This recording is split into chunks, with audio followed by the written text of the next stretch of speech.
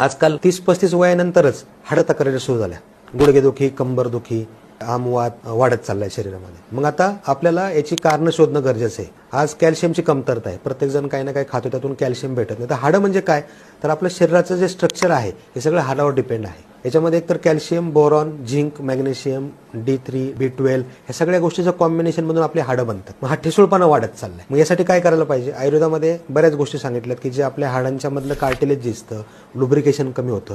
आणि डॉक्टरकडे गेल्यानंतर काय होतं की डॉक्टर त्याला एक पेन किलर किंवा कॅल्शियम सप्लिमेंट देणार, तात्पुरता आजार बरा होतो, परंतु आतून आजार वाढत चालले. मग यासाठी आयुर्वेद काय मदत करतं की ह्याचा रूट कॉज काय आहे? एक तर तुमचा शरीरामध्ये जर वात वाढला तर हे वाताने तुमच्या शरीराच्या हाडांची झीज होते. दुसरी गोष्ट, शरीरामध्ये येणारा कॅल्शियम असेल, बोरॉन असेल, झिंक, मॅग्नेशियम हे शरीरामध्ये ऑब्झॉर्ब होत नाही. मग डायजेस्ट सिस्टमवर सुद्धा काम करणं गरजेचं आहे.